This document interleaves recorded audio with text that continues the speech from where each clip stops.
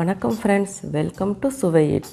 இன்றைக்கி நம்ம சேனலில் ஒரு பாப்புலரான ரெசிபி குஜராத்தி ஸ்பெஷல் டோக்லா எப்படி பண்ணுறதுன்னு பார்க்க போகிறோம்.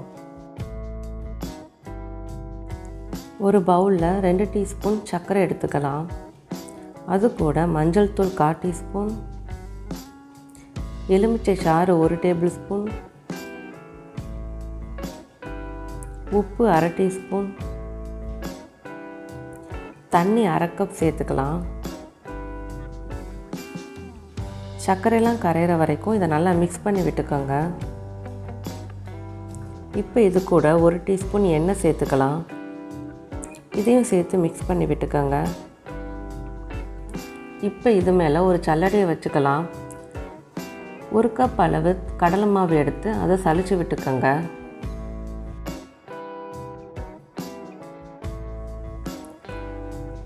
இது கூட பொடியாக நறுக்கின பச்சை மிளகாய் 1, இஞ்சி விழுது 1 டீஸ்பூன்,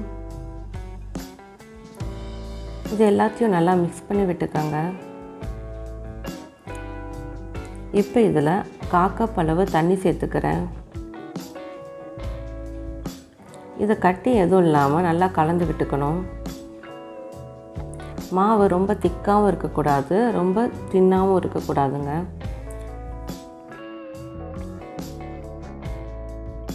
இப்போ இதை ஒரு 10 நிமிஷம் வச்சிடலாம். இப்போ இட்லி பாத்திரத்தில் தண்ணி ஊற்றி ஒரு ஸ்டாண்டு போட்டு சூடு பண்ணிக்கலாங்க. 10 நிமிஷம் ஆகிருச்சு. இப்போ இந்த மாவு கூட நான் 1 டீஸ்பூன் அளவு ஈனோ ஃப்ரூட் சால்ட் சேர்த்துக்கிறேன். டோக்லா குக் பண்ணுறதுக்கு முன்னாடி ஈனோவை சேர்த்தா போதுங்க. நீங்கள் இது நல்லா மிக்ஸ் பண்ணுங்கள். அப்படி மிக்ஸ் பண்ணும்போதே மாவு நல்லா உப்பி வரும். டோக்லாவுக்கு மாவு ரெடி ஆகிருச்சு. இப்போ இந்த மாதிரி ஒரு கேக் ட்ரே எடுத்திருக்கேன். இதில் எண்ணெய் கொஞ்சம் ஊற்றி எல்லா சைடும் எண்ணெயை அப்ளை பண்ணிக்கலாம். இந்த மாதிரி கேக் ட்ரே இல்லாட்டி டிஃபன் பாக்ஸ் இல்லாட்டி சாப்பிட்ற பிளேட் கூட யூஸ் பண்ணிக்கோங்க. இப்போ இதில் நான் ரெடி பண்ணி வச்ச டோக்லா மாவை ஊற்றிடலாம்.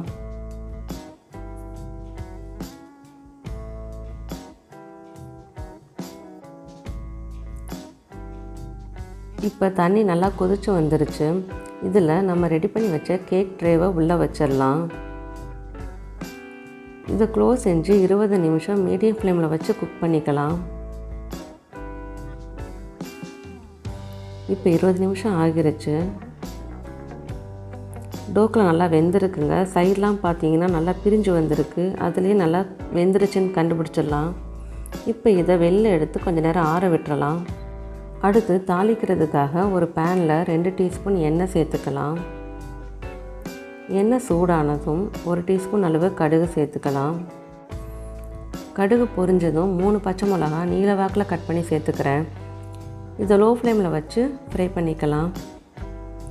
இது கூட ஒரு கொத்து கருவேப்பிலை சேர்த்துக்கலாம்.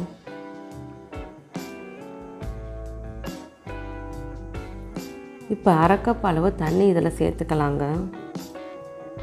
இதை நல்லா கொஞ்சம் நேரம் கொதிக்க விட்டுருங்க. இப்போ இது கூட 1 டீஸ்பூன் அளவு எலுமிச்சை சாறு சேர்த்துக்கிறேன். 2 டீஸ்பூன் அளவு சர்க்கரை,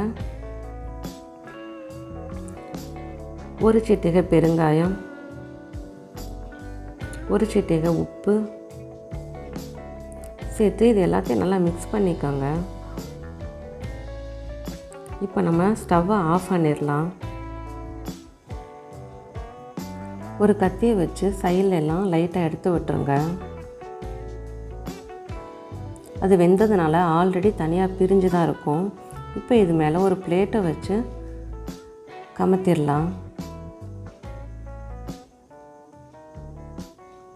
டோக்லா சூப்பராக சாஃப்டாக வந்திருக்குங்க. இப்போ இதை ஸ்கொயர் ஷேப்புக்கு கட் பண்ணிக்கலாம்.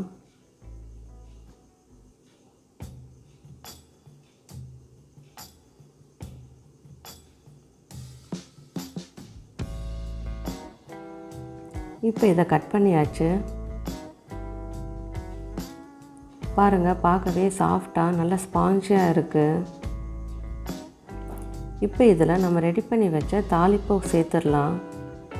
இது சாப்பிடும்போது புளிப்பு, இனிப்பு, காரம் 3 டேஸ்ட்டும் கலந்துருக்கும். ரொம்ப டேஸ்ட்டாக இருக்குங்க. அவ்வளோதாங்க, டோக்லா சூப்பராக ரெடி ஆகிருச்சு. இதை நீங்கள் மார்னிங் பிரேக்ஃபாஸ்ட்டுக்கும் எடுத்துக்கலாம், இல்லாட்டி ஈவினிங் ஸ்நாக்காகவும் எடுத்துக்கலாங்க. கண்டிப்பாக இந்த ரெசிபியை ட்ரை பண்ணி பாருங்கள். உங்கள் ஃபீட்பேக்கை கமெண்ட்டில் சொல்லுங்கள். நன்றி.